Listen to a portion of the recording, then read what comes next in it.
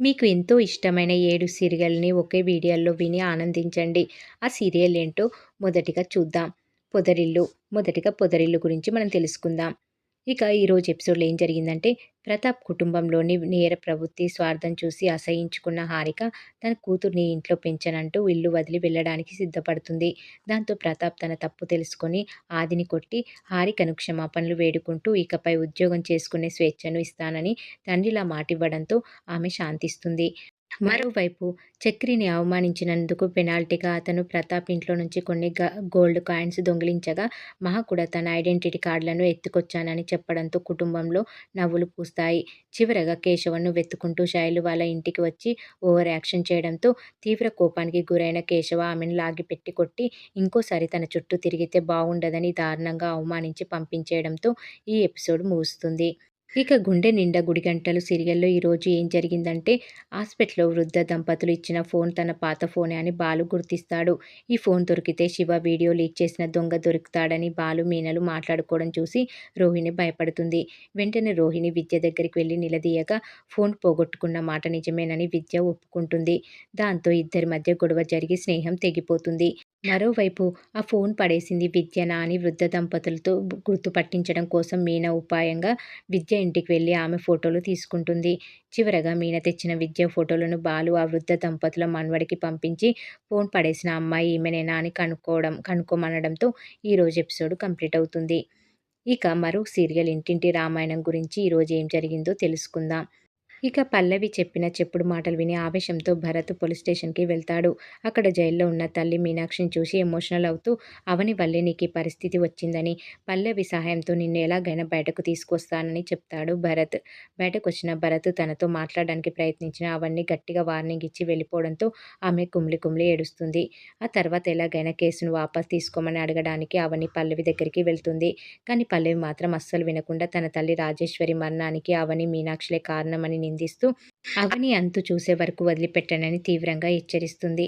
ఇంట్లో జరుగుతున్న ఈ గొడవల వల్ల కుటుంబం రెండు ముక్కలు అవుతుండడంతో పార్వతి కన్నీళ్లు పెట్టుకోగా తల్లి దూరమైందన్న బాధతో అవని ఏడవడంతో ఈ ఎపిసోడ్ కంప్లీట్ అవుతుంది.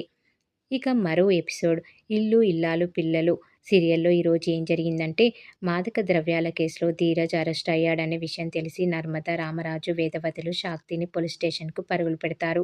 స్టేషన్‌లో కొడుకు పరిస్థితి చూసి వేదవతి కన్నీరు మున్నీరు అవ్వగా, ఎవరో మామిడి పళ్ళని చెప్పి కారు ఎక్కి తనను ఇరికించారని ధీరజ్ లబోదిబోమంటాడు. అయితే ఎస్ఐ మాత్రం రామరాజు మాటలు వినకుండా కఠినంగా ప్రవర్తించి స్టేషన్ బెయిల్ ఇవ్వనని కోర్టులోనే తేల్చుకోమంటాడు. ఎవరో కావాలని ధీరజ్‌ని ఇరికించారని లాయర్ చెప్పడంతో రామరాజు కుటుంబం షాక్ అవ్వగా, ప్రేమ మాత్రం ఇదంతా తన పుట్టింటి వాళ్ళ పనేనని అనుమానిస్తుంది. చివరగా ధీరజ్ జైలుకు వెళ్లడంతో శ్రీవల్లి నకిలీ కడుపు అబద్ధం బయటపడే ఛాన్స్ లేదని భాగ్యం, ఆనందరావు, సుకన్యలు సంతోషపడుతూ రామరాజు కుటుంబాన్ని వెటకారం చేస్తూ నాటకాలు వేయడంతో ఈరోజు ఎపిసోడ్ కంప్లీట్ అవుతుంది. ఇక మరో ఎపిసోడ్ 'నిండు మనసులో' సీరియల్‌లో ఏం జరిగిందో ఇప్పుడు తెలుసుకుందాం. సిద్ధు ఎంత వద్దని వాదించినా విజయనంద్ వినకుండా సాయితిని రాత్రి పార్టీకి పంపిస్తాడు. మరుసటి రోజు ఉదయం మినిస్టర్ కొడుకుతో పెళ్లి చూపులు ఏర్పాటు చేయగా రాత్రి నుంచి సాయితి ఇంటికి రాకపోవడంతో విజయనంద్, మంజుల టెన్షన్ పడతారు. సరిగ్గా పెళ్లివారు వచ్చే సమయానికి సాయితి సడన్‌గా ఘనాను పెళ్లి చేసుకుని మెల్లో దండలతో ఇంటికి రావడంతో అందరూ షాక్ అయిపోతారు. ఇది చూసి ఆగ్రహించిన మినిస్టర్ కుటుంబం విజయనంద్ క్యారెక్టర్‌ను తప్పుపట్టి పెళ్లి చూపులు రద్దు చేసుకుని వెళ్ళిపోతుంది. స్వీట్లు తీసుకుని ఇంటికి వచ్చిన సిద్ధు ప్రేరణలు సాయితి పెళ్లి అవతారం చూసి షాక్ అవ్వగా సిద్ధు కోపంతో ఘనాన్ని కొట్టబోతే సాయితి అడ్డుపడి తామిద్దరం ఇష్టపడి పెళ్లి చేసుకున్నామని చెప్తుంది. చివరగా సాయితిని నైట్ పార్టీకి పంపడం వల్లే ఇదంతా జరిగిందని సిద్ధు విజయనంద్‌పై అరుస్తుండగా వాళ్ళిద్దరి గొడవను ఆపి అసలు ఘనగాడు సాయితిని ఎలా బుట్టలో వేసుకున్నాడో కనుక్కోమని ప్రేరణ గుర్తు చేయడంతో ఈరోజు ఎపిసోడ్ కంప్లీట్ అవుతుంది. ఇక మరో సీరియల్ 'బ్రహ్మముడి' సీరియల్‌లో ఈరోజు ఏం జరిగిందంటే, ఐశ్వర్య తన తప్పుడు ప్లాన్‌తో ఇందుని మోసం చేసి కిడ్నాప్ చేస్తుంది. రాకేష్ అనే ఫ్రెండ్ బ్లాక్‌మెయిల్ చేస్తున్నాడంటూ అబద్ధం చెప్పి ఇందుని తనతో పాటు కారులో తీసుకువెళ్లిన ఐశ్వర్య ఆ తర్వాత అసలు నిజం బయటపెడుతుంది. నువ్వు ఆఫీస్‌కి వెళ్లకుండా చేసి రేఖను సీఈఓ చేయడానికి ఈ కిడ్నాప్ డ్రామా ఆడానని, సాయంత్రం వరకు నువ్వు నాతోనే ఉంటావని ఇందుకి షాక్ ఇస్తుంది. మరోవైపు ఆఫీస్‌లో సీఈఓ సీటు కోసం రాజు, రేఖల మధ్య సవాల్ నడుస్తుండగా ఇందు రాకపోవడంతో రేఖ కంగారు పడుతూ ఉంటుంది.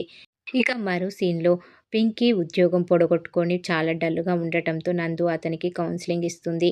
ఏఐ టెక్నాలజీ నేర్చుకుంటూనే ఖాళీ సమయంలో డెలివరీ బాయ్‌గా పనిచేసి తల్లిదండ్రులకు ఆసరాగా ఉండమని నందు మోటివేట్ చేసి ఒప్పించడంతో ఈరోజు ఎపిసోడ్ కంప్లీట్ అవుతుంది. ఇక 'కార్తీక దీపం 2' సీరియల్‌లో ఏం జరిగింది అనేది ఇప్పుడు తెలుసుకుందాం. చైర్మన్ పంపిన ఇంగ్లీష్ ఫైల్‌ను మేనేజర్ తప్పుగా చదివి దీపను తప్పుదోవ పట్టించడానికి చూసిన కార్తీక్ ఉపాయంతో దీప ఫోన్ ద్వారా దాన్ని తెలుగులోకి మార్చుకొని అతని నాటకాన్ని పట్టుకుంటుంది. ఆ తర్వాత జరిగిన బోర్డు మీటింగ్‌లో దీప బ్రాంచ్ నష్టాల్లో ఉన్నట్లు దశరథ చెప్పగా కార్తీక్ సపోర్ట్‌తో భాష సమస్య కోసం తనకు ఒక అసిస్టెంట్ కావాలని దీప అడుగుతుంది. సరిగ్గా అదే సమయానికి సూరజ్ ఒంటిపై గాయాలతో ఎంట్రీ ఇచ్చి జీతం లేకుండా బ్రాంచ్‌లోనే ఫుడ్ కోర్ట్ పెట్టుకునేలా దీపతో డీల్ కుదుర్చుకున్నానని అసిస్టెంట్‌గా జాయిన్ అవుతాడు. అలాగే రాత్రి తనపై కుక్కలను ఉసిగొల్పిన యజమానికి త్వరలోనే బుద్ధి చెప్తాను అని సూరజ్ హెచ్చరించగా ఆఫీస్‌లో దీపకు అతను హెల్ప్ చేయడం చూసి జోష్న రగిలిపోతూ ఉంటుంది. కార్తీక్ కాఫీ తాగుదాం రమ్మని దీపను పిలవడంతో ఈరోజు ఎపిసోడ్ కంప్లీట్ అవుతుంది. మరి ఈరోజు సీరియల్స్ అన్నీ ఎలా ఉన్నాయి అనేది కామెంట్ రూపంలో తెలియజేయండి.